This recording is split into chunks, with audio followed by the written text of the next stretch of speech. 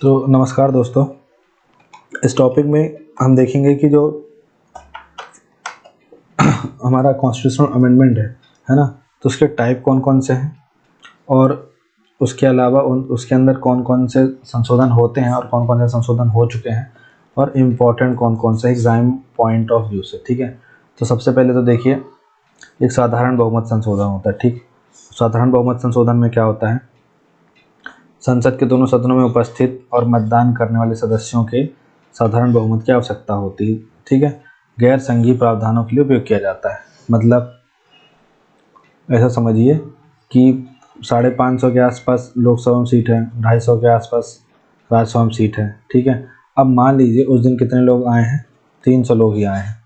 ठीक है, अब इन 300 में 150 प्लस लोगों ने वोट दे दिया, तो वो क्या हो जाएगा, पास हो जाएगा। तो सेम ऐसे ही इधर होता है। साधारण बहुमत मतलब ये है, उपस्थित जितने लोग हैं, ठीक है ना, पूरा सीटिंग से मतलब नहीं है कि 550 लोग की सीटिंग है तो इसका आधा होना चाहिए, नहीं, जो प्रेजेंट है उनका उसका। ठीक है, नए राज्यों का प्रवेश, विधान परिषदों का निर्माण या उन्मूलन करना, जैसे 2014 में तेलंगाना जैसे नए राज्यों का गठन हुआ, इसी से हुआ।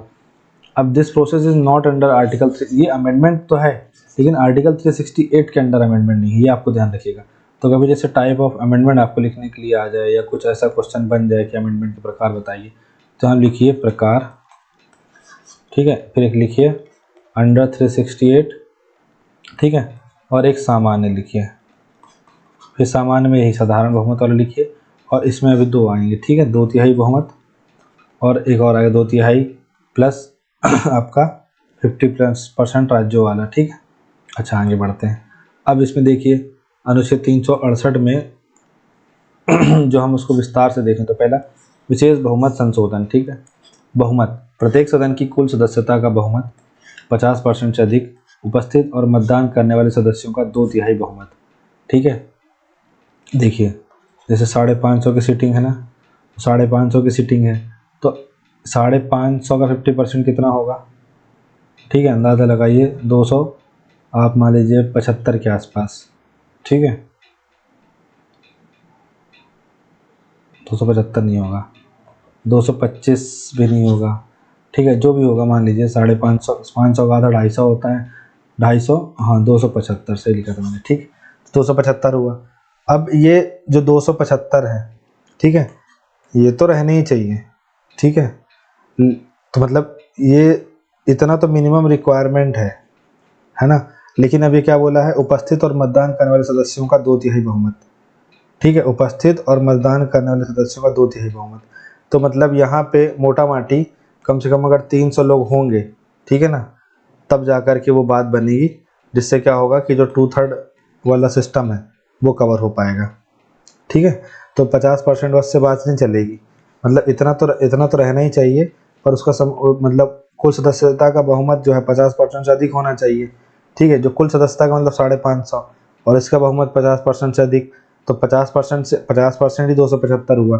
ठीक है, तो दो, आप देखिए इसका 2/3 कितना हुआ, 550 का आधा 275 हुआ, तो इसका 2/3 मतलब 66% के आसपास जो है वो कितना होगा, तो वो आप उसको 300 प्लस मान के चलिए। तो 300 प्लस जब लोग समर्थन करेंगे किसी बिल का, तब जा करके वो क्या बनेगा, विधेयक जो है वो पारित हो पाएगा।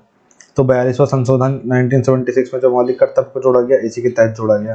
ठीक है, अब राज्य अनुसमर्थन के साथ विशेष बहुमत, तो विशेष बहुमत प्लस 50% राज्य जो है उनकी क्या चाहिए, उनका साधारण बहुमत चाहिए।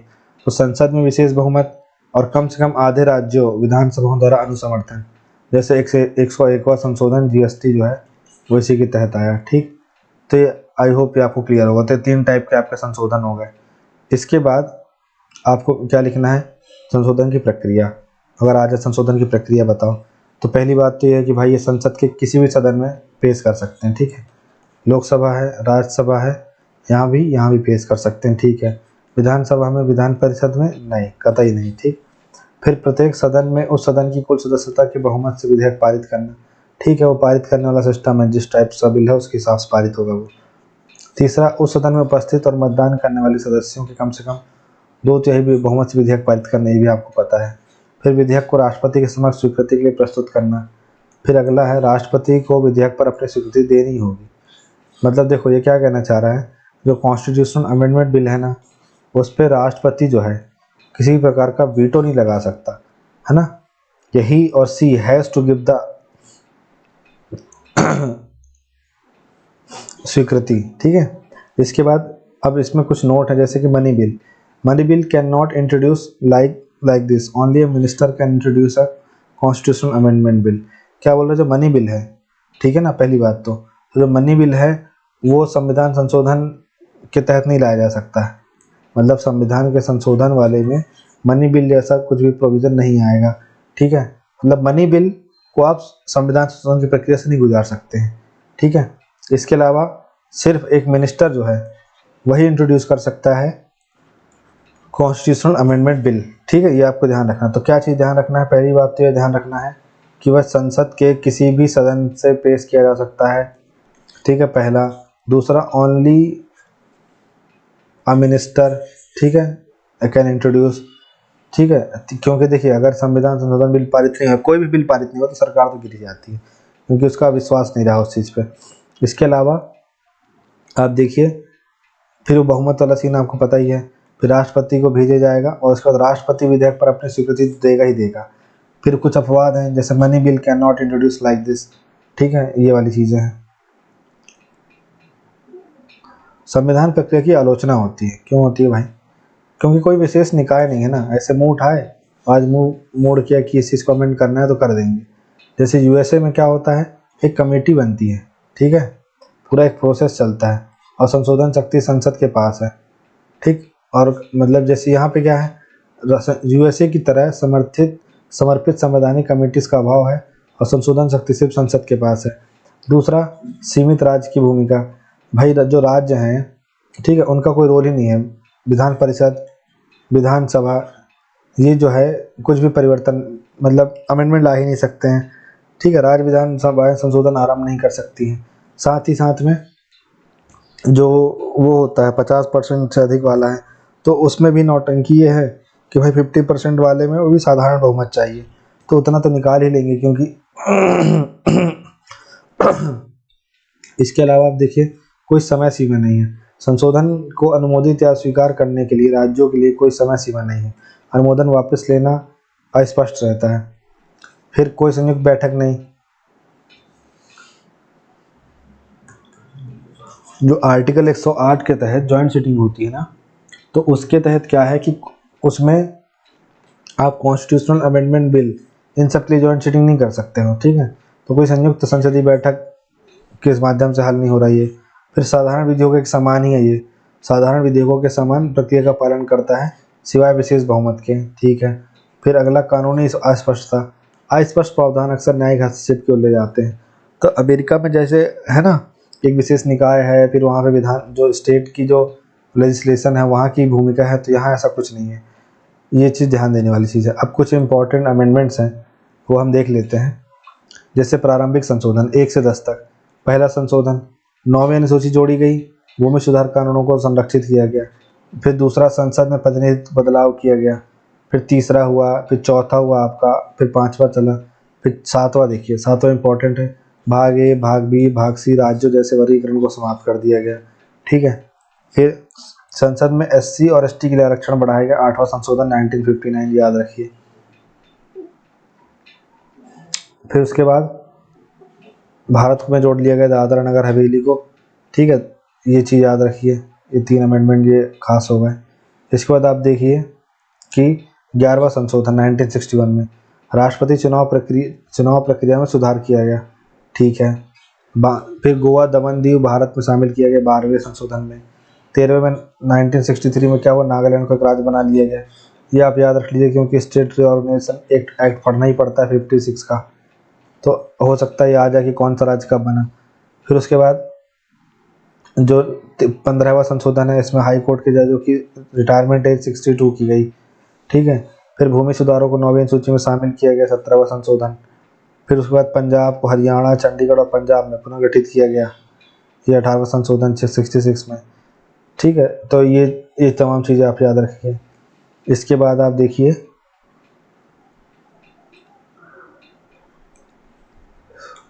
21 संशोधन 1967, तो सिंधी को आधिकारिक भाषा के रूप में जोड़ा गया। फिर 24वां आप देखेंगे, मौलिक अधिकारों में संशोधन करने की संसद की शक्ति की पुष्टि की गई। फिर 25वां, फिर 26वां, 27वां, फिर 28वां, 31वां में क्या हुआ 1973 में, लोकसभा की सीटों की संख्या 525 से 545 कर दी गई। फिर 36 में देखिए सिक्किम को भारत का एक राज्य बनाया गया। फिर उसके बाद 42वां देखिए, प्रस्तावना में समाजवादी, धर्मनिरपेक्ष, अखंडता इन सबको जोड़ा गया और नीति निर्देशक सिद्धांतों को बढ़ाया गया। ठीक है, इसके अलावा आप देखिए मुख्य सामाजिक, आर्थिक और राजनीतिक सुधार 31वें से 40वें तक। ठीक है, 44वां संशोधन, 42वां आएंगे अलग से।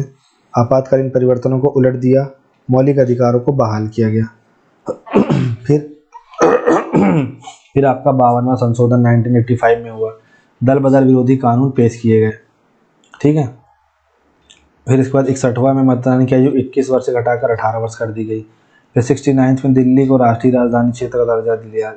फिर 73वां, 74वां पंचायती नगर पालिका।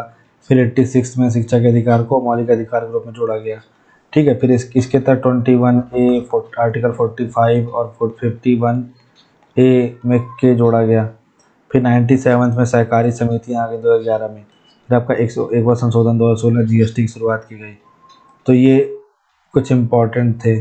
फिर और देखिए, जैसे ढेर टेंशन मत लीजिए आप, बहुत सारे हैं। ठीक है, फिर आप देखिए 92nd अमेंडमेंट हुआ 2003 में, बोडो, डोगरी, मैथिली, संथाली इसको 8वीं अनुसूची में जोड़ा गया। ठीक है, इसके बाद आप देखिए, अच्छा इसके अलावा एक हुआ होगा जैसे 21 हुआ, 21 में 71 जोड़ेंगे तो कितना आएगा 92। ठीक है, तो ये आपका 92 अमेंडमेंट हुआ था और 71 अमेंडमेंट भी एक हुआ था, जिसमें कि क्या जोड़ा गया था, जैसे इसमें जोड़ा गया आपका सिंधी, तो इसमें मणिपुरी, नेपाली और कोंकणी जोड़ा गया। ठीक है, और इसमें आपका जोड़ा गया DBMS एक कोर्स होता ना, डेटाबेस मैनेजमेंट सिस्टम, तो ऐसे ही डोंगरी, बोडो, मैथिली, संताली। फिर इसके बाद आप देखेंगे कि 100वां संशोधन क्या हुआ, भारत और बांग्लादेश के बीच भूमि समझौता हुआ। फिर 102वां में क्या हुआ, national commission board for backward classes के लिए बन गया, उसको संवैधानिक दर्जा मिला। फिर 103 में क्या हुआ, AWS के 10% आरक्षण हो गया। फिर 104 में क्या हुआ, लोकसभा, राज्य विधानसभा में SC ST आरक्षण को 10 साल के लिए और बढ़ा दिया गया। फिर 105वां में क्या हुआ, OBC की पहचान करने की राज्यों की शक्ति को बहाल किया गया। फिर 106वां में क्या हुआ, वुमेन रिजर्वेशन पार्लियामेंट एंड विधानसभा 33%। ठीक है, तो ये आपको ये इतने महत्वपूर्ण है, याद रखना है।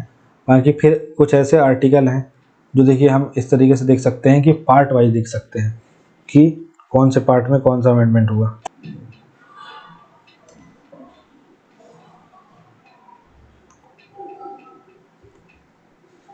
ठीक है, अब अगला टॉपिक है, क्या होगा अगला topic, we the people of India, मतलब कि अब हमें अगला टॉपिक देखना प्रस्तावना। ठीक है, तो हम प्रस्तावना देखेंगे। सबसे पहले प्रस्तावना से तो क्वेश्चन बन सकता है कि आप पूरी प्रस्तावना ही आपको याद हो, तो एक यही 7 मार्क्स में क्वेश्चन बन सकता है कि हम भारत के लोग भारत को एक संपूर्ण, प्रभुत्व संपन्न, समाजवादी, पंथनिरपेक्ष, लोकतंत्रात्मक गणराज्य बनाने के लिए तथा उसके समस्त नागरिकों को सामाजिक, आर्थिक, राजनीतिक न्याय, ठीक है, विचार, अभिव्यक्ति, विश्वास, धर्म और उपासना की स्वतंत्रता, प्रतिष्ठा और अवसर की समता, ठीक है, बढ़ाने के लिए तथा दृढ़ संकल्प का इस संविधान सभा में। ठीक है, और वो डेट वेट सब है, वो सब चीज़ें करके आप इसको कंप्लीट कर सकते हैं। तो प्रस्तावना भी अगर आपको याद है तो आपका पूरा काम हो जाएगा। ठीक है, फिर प्रस्तावना के जो वर्ड्स हैं, ठीक है, जो एक एक वर्ड है उसमें वो IMP है। इसके अलावा और क्या इम्पोर्टेंट है कि एक दो केसेस इम्पोर्टेंट है कि सब पार्ट है कि नहीं है, ठीक है, या किसी ने इसके बारे में क्या बोला, तो बस प्रस्तावना से ज़्यादा क्वेश्चन नहीं बनते हैं। ठीक है, सबसे पहले तो आपको प्रस्तावना ही याद है तो बहुत अच्छी बात है। हम भारत के लोग भारत को एक संपूर्ण, प्रभुत्व संपन्न, ठीक है, ये एक पॉइंट हुआ, समाजवादी, पंथनिरपेक्ष, लोकतंत्रात्मक गणराज्य बनाने के लिए तथा उसके समस्त नागरिकों को सामाजिक, आर्थिक, राजनीतिक न्याय, विचार, अभिव्यक्ति, विश्वास, धर्म, उपासना की स्वतंत्रता, प्रतिष्ठा और अवसर की समता प्राप्त कराने के लिए तथा उन सब में व्यक्ति की गरिमा और राष्ट्र की एकता और अखंडता सुनिश्चित करने वाली बंधुता बढ़ाने के लिए दृढ़ संकल्प होकर अपनी संविधान सभा में आज तारीख 26 नवंबर 1949 ईस्वी मिति मार्गशीर्ष शुक्ल सप्तमी संवत 2006 विक्रमी को एतद द्वारा इस संविधान को अंगीकृत, अधिनियमित और आत्मर्पित करते हैं। ठीक, तो ये अगर आपको ये याद है तो 7 मार्क्स में तो यही बन सकता है आपका पूरा क्वेश्चन कि उद्देशिका लिखें, लिख दो भाई, कोई दिक्कत नहीं। ठीक, फिर नोट, अब 42वां संविधान संशोधन 1976 से क्या क्या जुड़ा? समाजवादी, धर्मनिरपेक्ष और अखंडता। तो ये जुड़ा और ये जुड़ा। ठीक है, तो ये नहीं जुड़ा था तो क्या हमारा कॉन्स्टिट्यूशन समाजवादी पंथनिरपेक्ष नहीं था भाई। ठीक है ना। अब और साथ ही साथ में जो उद्देशिका है ना, वो सोर्स ऑफ पावर नहीं है कि इसको डिराइव करके कोई सुप्रीम कोर्ट चला जाए। ठीक, भारतीय संविधान की प्रस्तावना से संबंधित सुप्रीम कोर्ट के प्रमुख निर्णय। Berubari union case 1960। Supreme court ने फैसला सुनाया कि प्रस्तावना संविधान का हिस्सा नहीं है, इसे कानून की अदालत में लागू नहीं किया जा सकता। महत्व, इसे मार्गदर्शक सिद्धांत माना गया लेकिन कानूनी रूप से बाध्यकारी नहीं। फिर केशवानंद भारती केस हुआ तो बेरूबारी फैसले को खारिज कर दिया और प्रस्तावना को संविधान का हिस्सा घोषित कर दिया। मूल संरचना सिद्धांत की स्थापना की, जिससे इस बात पर जोर दिया कि संप्रभुता, लोकतंत्र, धर्मनिरपेक्षता जैसे मूल सिद्धांतों को बदला नहीं जा सकता। ये बेसिक स्ट्रक्चर में शामिल है। तो आपको ज़्यादा केस अगर नहीं भी याद रखने तो ये 2 केस याद रखिए। पहले वाले में बोला संविधान का हिस्सा नहीं है, दूसरे वाले में बोला है। ठीक है, और फिर इसके बाद ही जो 42nd कॉन्स्टिट्यूशन अमेंडमेंट 1976 हुआ, उसके तहत 3 चीज़ें जुड़ी, इसलिए आप देखिए सुप्रीम कोर्ट ने इसको नल एंड वॉइड नहीं किया। अब अगला था मिनर्वा मिल केस, और बेसिक स्ट्रक्चर को मजबूत करने के लिए कहा कि जो जस्टिस है, फ्रीडम है, इक्वालिटी है और जो बंधुत्व है, इसको प्रस्तावना के मूल्य आवश्यक विशेषताएं हैं, इन्हें संसद नष्ट नहीं कर सकती। ये भी बेसिक स्ट्रक्चर का पार्ट है। फिर धर्मनिरपेक्षता को भी ऐसे ही क्या किया गया, मूल संरचना के हिस्से में शामिल कर लिया गया। तो आपको याद रखना है ये मेन 2 केस याद रखने हैं। पहला बेरूबारी याद रखना है और दूसरा केशवानंद याद रखना है। बेरूबारी में क्या बोला गया कि भारतीय संविधान की प्रस्तावना संबंधित कुछ पहलू की बात की गई कि भारतीय संविधान का हिस्सा है या नहीं है, तो भाई सुप्रीम कोर्ट ने बोला नहीं है। फिर केशवानंद भारती वाले केस में क्या बोला कि है, जब संविधान का हिस्सा है तभी फिर इसमें अमेंडमेंट करना शुरू हुआ। ठीक, ये आपको ध्यान रखना है। अब हमारे पास अगला टॉपिक है हमारा फंडामेंटल राइट। ठीक, तो भारतीय संविधान में मौलिक अधिकारों की सूची, भाग 3, अनुच्छेद 1235। तो फंडामेंटल राइट्स के बारे में पढ़ना है, इससे क्या क्या क्वेश्चन बन सकते हैं वो सब समझना है। ठीक है।